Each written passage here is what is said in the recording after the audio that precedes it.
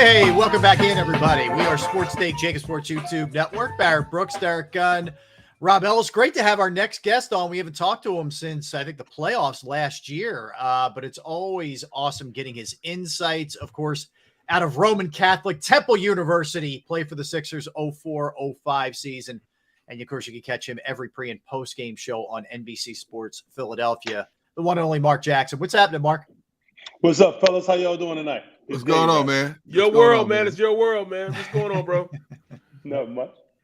Marc, we're trying to figure out, we know it's early, so you don't get nuts here, but what's happening with the Sixers, man? Is this just a matter of everybody chill? It's 4 games. They're finding themselves, et cetera. Or there's some other things that you say, and got to get corrected here. What's going on with the Sixers? It's a mixture of both, man. It's a mixture of the team is new and the nucleus being put together, and it's going to take some time for these such major pieces to gel.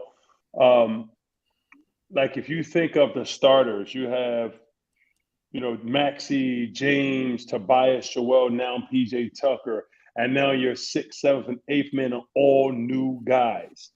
It's going to take some time to gel, to find a rhythm, to find what's the best way to play the game together as a nucleus, as a whole. But also, with that being said, we're not cookie cutters here. We're not going to sugarcoat nothing. What's interesting about that is it is some trends that's happening that I think Doc is going to look to address. This team's going to look to address to become better overall. Hey, Marc, how perplexed were you to hear Doc say after that loss to San Antonio, basically, we're just not ready yet? I mean, Boston came out of the gate ready. Milwaukee came out of the gate ready. And it looked like a lot of his guys just aren't in shape. How does that happen when you've had training camp preseason and the bulk of your nucleus, your starters at least, have been in this system? They know what is expected of them. Great points. Great point. So you look at it like this. First of all, like all major sports, training camp has been cut in half. Yep. Actually, I think to a third. The amount of time what you're able to do in training camp is significantly less than what you're able to do. And you have a veteran-laden team. Veterans in the NBA don't come in 100% shape. They come in around 70%, 80%, and then after the first month, then they reach their top conditioning. That's just how it's always been in the NBA. Back in the day, a lot of guys in the NBA would not come in shape. They would use training camp in the season to get in shape. So, respectfully, in the NBA, veterans don't come in 100% top condition. That just doesn't happen with 99% of veterans. You don't do that, because then if you do that, then you won't hit a wall. So you come in good enough shape, you come in 70%, and then you left training camp and the first month of the season to get you there. You talk about the nucleus these guys been in the system, and compared to Boston. Boston had everybody the same except for Brogdon. They have one piece. This Sixers has 4 key pieces that's going to play a part in this game and this system for this team. Mm-hmm. So those are things that, and you know me, I'm not one to sugarcoat nothing. These are just facts. The fact of the matter, they got a lot of new pieces. They got a 5th starter, and they got 3 new guys coming off the bench that's trying to fit in. So that, as far as that's concerned, Boston only has 1 new piece. So that's the biggest difference. Milwaukee only have no new pieces. They have the same unit there. The Spurs, the loss of the Spurs, that was eye-opening to me. That was all effort to me. That was a team got outworked by a bunch of young guys who came in shape 100% at their peak. And they got hit good with that. So that's how I see those first 3 games. Okay. Well, is it the game? Is the game still in a way that we can run our system with Joel being the main piece in the middle? I mean, to me, it's more of a small gun and run game. You got bigs that just get the ball out and you just go. I mean, is that the type of league it is, or can we still compete at the level we need to compete at with the, Harden and Joel, pick and roll type of game? Can they compete at that level? Pretty much you're asking, can we win with a center being the nucleus of the team? I was trying to say that. I don't want to just throw Embiid under the bus, bro. I mean, but that's just how let's get it fact. But okay, I understand what you're saying. So if you look at the teams that have won championships as of late, Golden State, Milwaukee, that's pretty much it. So the Lakers, the Lakers in the bubble. When you look at these teams that won, yes, they all those except for the Milwaukee, the Lakers and Golden State pretty much have perimeter guys as their focal points. I don't know what we call Giannis, but a freak. Like, I don't know if he's a perimeter guy. I don't know what he is. He's just different. Right. Yeah, I understand your point. And here's my thing. One thing, so some trends on that note that bothers me is this team in the NBA is 24th so far in 4 games. I know it's early, people, so don't at me. This team is 24th in the NBA in points per game. This team is last in the league in rebounds. This team is 25th in the team in assists. Yes, I'm only bringing in 4 games, a 4-game thing. I know you say look at the whole picture. Well, we played 4 games, so that is the whole picture. The pace, when you got Joel, you got James Harden, this is not going to be a running gun team. This is just not. That's not a bad thing when you have other pieces to go around it. For me, looking at this team, the only question I had for them is the only piece are they missing, but I think they may have on roster is, are they athletic enough? Are they athletic enough to get up and down the floor and get some easy buckets? I think when I don't care how tough you are. You know, Philadelphia fans, and if you're from Philadelphia, you're born a boxing fan. You just like boxing. So when I put in boxing analogy, do I want to go toe-to-toe every single round with every single fighter? I'm not saying I don't have the skill to, but every now and then it may be nice to be from the outside, work the jab from the outside, work the check hook, stuff like that from the outside. Those things are good for me because even though I'm capable of being toe-to-toe every single, I got to grind out every single point in every round, is that really feasible? Is that really the best scenario for me to eat up to a victory? So what I mean by that is to correlate that to basketball is when I look at this Sixers team, my question is I would like to see some buckets in transition. I would like to see some buckets that maybe some 3-on-2s or 2-on-1s in transition, easy buckets, not always slow the tempo down, run a set, 1-on-1, toe-to-toe as a boxer would do. And I think Maxey's the key to that. Are we taking full advantage of Maxey's capability to fly up and down the floor like a in-shape thoroughbred? I don't think we are. I also think I said it when we got PJ Tucker. I thought that was a great pickup. But my question is, will PJ start? Will PJ play 38 minutes a game? So if that's the case, and it's very important, I might know what I'm talking about a little bit because I said this before the season. If you start PJ Tucker, Tobias Harris, and Joel Embiid on your front court, are we athletic enough and fast enough to get up and down and compete with some of these teams? There you go. And Doc mentioned it last night in the presser. He said, when you got Tucker, Tobias, and Joel, he said, we got to look at the speed of the game. He actually said those words. So, I go back and that's the only question I had. So, would I like to see maybe House Jr. get more minutes at that 3 spot with that team? Maybe it's Matisse get some. I just think we need – and PJ Tucker is a soldier. He's a warrior. Great human being, by the way. That nucleus of PJ, Tobias, and Joel, are they going to get us easy buckets in transition? I don't think they will. And I think Maxey is a thoroughbred, ready to win a Triple Crown. But can he do it by himself? Are we taking advantage of his ability to get up and down the floor? Are we getting rebounds or missed shots, advancing to Maxey, and Maxey's pushing the tempo, pushing the pace, he don't got it, and he bring it up, he run a set. Or made basket, take it up, pass it to Maxey, him push up the floor, we got something to transit, we don't bring it up to run up set. Are we doing that consistently? No, we're not. That was my argument last year, and I'm going to bring it home again this year. I think we need to look to get some easy buckets in transition. Now, if we can't do it like that, some other ways to do it is defensive deflections that leads to fast breaks. That's another way to do it. Mark, I'm so glad you brought that up because just Monday on this show, I said when you look at a Maxey, it's like you have a road runner playing with a bunch of anteaters in terms of speed up and down the court. Whoa. How about that? I would duck that one. But is there jagged? But see, when you look at most of the opponents they're going to play, it's a faster paced game. I'm glad you brought this up. Is there a balance? I mean, is it going to be jagged the entire season? Because you got Maxey who can take off in a given second. He's got to stop and wait for somebody to come help him. Whereas these other teams get out, they've got people on the wing with them. Is it going to be jagged all season? Because I don't think this roster is built for speed. It's built for comfort. Go ahead and finish your sentence. Go ahead.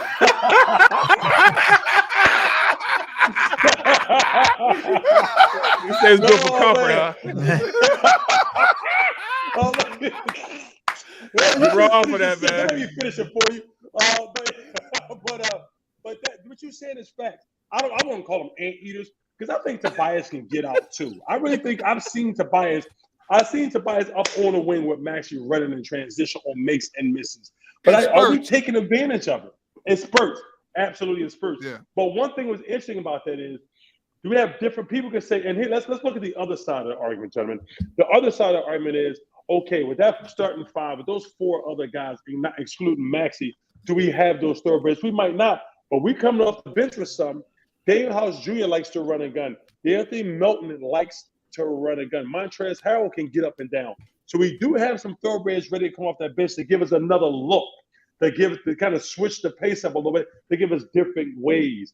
And last night versus the Pacers was the most minutes that the bench players, the rotation guys have played so far in the first four games. And we have 37 points off the bench because they got an opportunity to play more minutes. And I think that's something that's going to have to be looked at, because the fact is James Harden, Joel Embiid are some of the premier players in the league, right? But they're not run and gun guys. No. But we do have other pieces on this bench that are, I said it, repeated, House, Melton, Montrez, Matisse, if we decide to give him a look or not, that can get up and down. We're going to say, we know for a fact Maxey is. So, we have different ways to do it. And I'm glad Doc mentioned it yesterday in the post-game presser on how he wanted to take a look at the speed of the game with those nucleus of the three front court players in the game at the same time. And he didn't say this, but what adjustments could he make? I'm very curious to see what would happen. Mark, what do you make of Joel so far? I mean, we know he had the thumb surgery. We know there was plantar fasciitis that he was dealing with. So it's understandable to an extent that he maybe wouldn't be in the shape that he had maybe reported the last couple of years. But there are times, and I don't mean last night or San Antonio necessarily, but he looks kind of disengaged or just sort of like out of it a little bit. What do you think's going on with him? I just think so. It was interesting. So during the first three games, I kept telling Jimmy Lynam, I kept telling Amy, I was like, look, Joel's rhythm is off. She was like, Amy was like, what do you mean? I said, his rhythm is all like he hasn't played much basketball. Like, meaning he doesn't look out of shape as far as body-wise. When I stand next to him on the court, he looks in shape body-wise, which means he ate well. He ate the things, it looked like his eating habits made his body prepare for NBA season, because he doesn't look thick. He doesn't have the round trunk. He looks defined. He looks in shape. And that a lot, 80% of conditioning is about what you put in your mouth. Pause. So he looks that. But here's the thing: when I was seeing something's up, they're like, yeah, he don't look in shape. I said, he might not be in basketball shape, but I said his rhythm is off. I kept saying that. And what I mean by rhythm is, you only get rhythm. You can do all the drills you want in the world, but you only get rhythm out playing basketball. 5-on-5, 3-on-3. That's the only way you get a rhythm. And his rhythm did not seem like it was. And so leading first, so when Doc came out and actually said he was dealing with plantar fasciitis, I said, what's that mean? There it is. So that explained it to me why his rhythm was off. Does he seem disengaged? He just seemed like a person out of rhythm.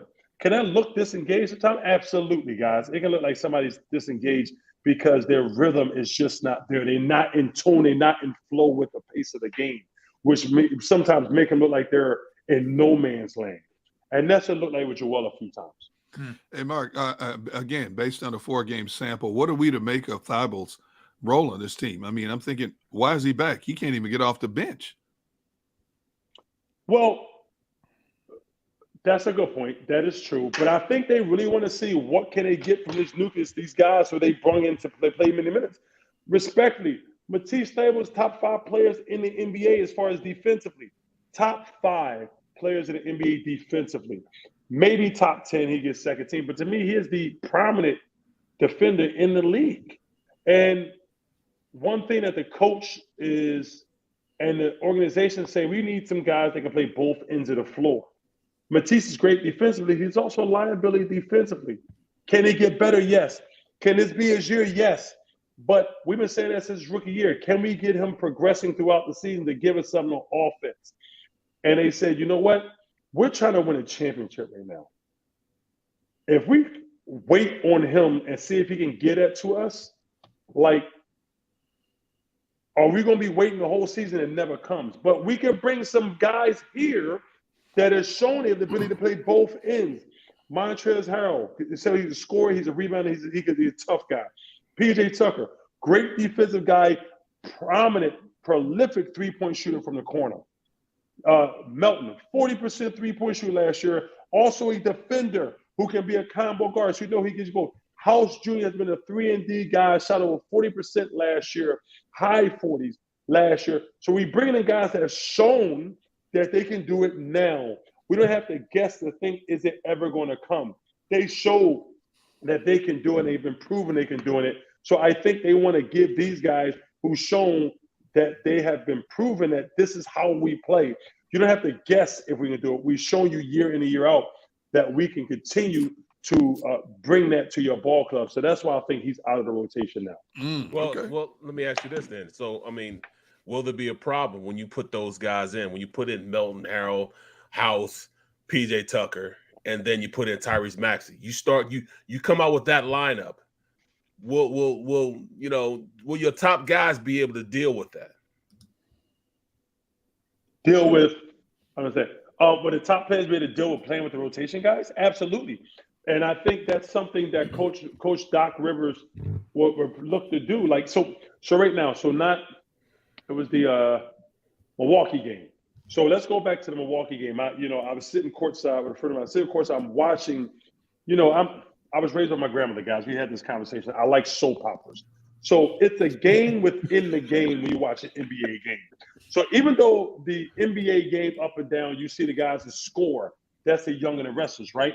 But me looking at the coaches and how they do their subs, that's as the world turns to me. So it's like two different soap operas going on. So it's my grandmother and me. My grandmother name was Ida Bell Jackson. She raised me, and she did a great job raising me. So for me, I'm sitting there, I'm watching this soap opera go up and down, looking at the score. That's as the young and the restless. But I'm looking at the bench and how Doc is subbing. That's as the world turns. So I'm looking at two different soap operas at the same time. So for me, I'm looking at that bench and I'm like, how is he? So Doc, during the Milwaukee game, was searching for pieces to fit. Who plays well with others? People was getting pulled a little sooner, getting put in a little sooner. He was actually playing chess during the game with his bench or his team to see who fits. And here's the crazy part. He only played 4 preseason games. The magic number of preseason games was 8 or 9. Now it's down to 3 or 4.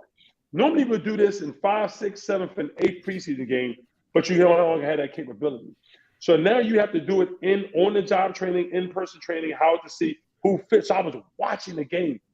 And during the game, I'm texting Amy and Coach up in the content room like, yo, Doc is really searching for the perfect rotation for this rotation of guys he's going to use. I'm watching like, okay, Montrezl Harrell's out. Okay, PJ Tucker's in at 5. PJ Tucker's out. Okay, George Niang's in now. So he was searching. So the answer probably long-winded, but the answer to your question is, he's trying to see with that second unit which starters he can leave in with certain rotation guys. Right. So they can have a good nucleus of bench points as well as defense with no let-off. So Tobias and Maxey with House, Montrez and Melton, or James Harden with those guys, Joel with those guys. So he's searching for the pieces to fit. But that's the chess match. And unfortunately, because preseason's been cut down to half, or some teams a third of where it normally is, you have to do it when the games count. And I was watching that Milwaukee game and watching Doc do that. Yeah, you're Marc, right. I'm saying the same thing, man, because I had all that, man. That's why it takes to the 4th game for NFL teams to really see who they really are. Exactly. I'm surprised you didn't throw in all my children while you were because see, that was my soap back in the day when my wife would go to work and ask me, hey, can you watch all my children for me and tell me what happened? I'm like, what? And I got hooked on it. But anyway, how much pressure is Doc under this season? Look, Doc's a great guy. He's a great coach, but he's also a realist. He knows he's under pressure. You know why? Because what do we need? The 76ers needed people that could play both ends of the floor. So respectfully, my guy, George Niang, I love him. He knows he's my guy. But respectfully, the defensive end, he was kind of point out to be kind of a liability on defense last year in the playoffs, and his shot wasn't falling, so he kind of became a liability, respectfully, even though he now loves it. That's my guy. Matisse, one of the best elite defensive league, but he didn't give us none on offense. Respectfully, he wasn't in the shots. He wasn't getting the ability to create off the dribble, so he was kind of defensively one way. Furkan is my Turkish brother. We share Turkish coffee together. We speak Turkish together, but he understands. Wait a minute. You speak Turkish? Oh, I lived in Turkey for 2 years, bro. I spoke it fluently. Wow. Fluently. Okay. Oh, fluently. So he knows, like, man, I got my opportunity. I was up and down. He was inconsistent. Even though I think he improved as a ball handler playmaker, and I thought he's better defensively, but his performance was so up and down. So we come back to now. They brought in pieces that was consistent. They brought in pieces shown over years they're consistent with how they play. And Matisse wasn't consistent. This nucleus of guys that's shown they're consistent. It takes time, man. It takes so much time that you have to scratch your head like, but what we did get is not funny. So I'm not making it as a joke. But Maury and my man Elton Brand sitting up like this. We got every piece we needed to get. We got additional scorers in D'Anthony Melton and Montrezl Harrell. We got two-way players in House Jr., PJ Tucker, and Montrezl Harrell and Melton. So we got every piece that we needed to get with the roster, a spot, and the money we had available. Doc, the pressure's on you. Yep. They sitting back like this. We did our job. So yes, to answer your question in a long-winded way, Doc is feeling the pressure as a coach because he understands, like, what we needed some pieces, then they got the pieces we needed. All right, last one from me, Mark. You brought up soap operas earlier. Ben Simmons fouls out for the second time in 3 games last night in Brooklyn. Rips the referees. It has not been a pretty start thus far. What do you think happens there? Does he get acclimated, or is that going to be a square peg round hole thing? I think he's in a perfect situation. I think it's a perfect situation where Ben doesn't want to score, gentlemen. He never want to score. He wants to be a playmaker where he gets everybody else. He's a pass first, pass second, pass third kind of guy. He's not a scorer. He's in a situation where he's surrounded by 2 of the most prolific scorers at their position in the NBA, as well as when Seth gets back and he's healthy, and Joe Harris is 100% healthy, and Royce O'Neal, he's surrounded by shooters. Now, here's the thing with Ben has to adjust to. Ben's going to be the 5 on that team. I know they got a guy playing the 5 now, but their best lineup is Kyrie Irving, Kevin Durant, Seth Curry, Joe Harris, and Ben Simmons at the 5. So he has to be a 0.5 now. That's who he has to be, which means in trans, he can rebound, he can push and create, get in the lane, finish for dunks, or drive and kick. KD, give KD the ball, or give Kyrie the ball and stay in that dunk position. It's going to take time for him to adjust because in that situation, he's been his whole life in a situation. He's the point forward. He's dominating the ball. With Kyrie and KD, he's not going to be the guy who usage on the ball usage is going to go down drastically. So he has to find ways to score and find ways. And his assist is not up because he's not the primary focal point on handling the ball. Kyrie and KD is. Right. So it's going to be an adjustment. But I think if he relishes that role of being a defender, a facilitator, being more of a Draymond Green role, then I think that team is very dangerous. But he has to find that. But here's the other thing, respectfully. KD's a killer, guys. KD's not passive-aggressive. KD's aggressive. He's a killer. So if you put in a spot to go score the ball and you don't, that look you're going to get from KD is not the look you would get from Joel Embiid. The look you give him Joel Embiid, like, it's okay, maybe next time. No. KD, like, why you ain't shoot that ball? He's not going to say it. He's going to give you that look. Like, he was in a grocery store and your mama told you, don't touch that damn cereal. And you give away, you got that look. That's right. That's the look KD's going to give to you. So that's a lot of pressure That's a lot of pressure for him. So he has to find a way to adjust in that role. But I think if he flourishes in the Draymond Green role, he'll be good, but he's not Magic Johnson, guys. And that system, he's not going to be Magic Johnson. He has to be Draymond Green. He has to be a 0.5 man. All right, Mark. Thanks for your time, man. And great catching up with bro. you again. We look forward to talking to you during the season. You do an awesome job with Amy and the coach on NBC Sports Philadelphia pre and post game. All right, Thank Days you, of Our Mark. Lives. Days of Our Lives. That's right. No, all my children. All my children. We got General it all. Hospital. Yeah, Guiding Light. We got it all As the covered, world man. turns. That's it. Mark, we'll let you get back to the soap operas, man. Enjoy. All right, man. Let's get a quickie here, guy. This is a show. We get Jim Salisbury next. We just keep it rolling, guys. Yes. We do not play around. This is a great day. Man, oh man. All right, we'll get a quick timeout. We'll come back, set our sights to the Phillies at 2:00. We'll talk NFL and the Eagles once again. We had a Monday night game last night with some weird stuff going on there, so we'll talk about that.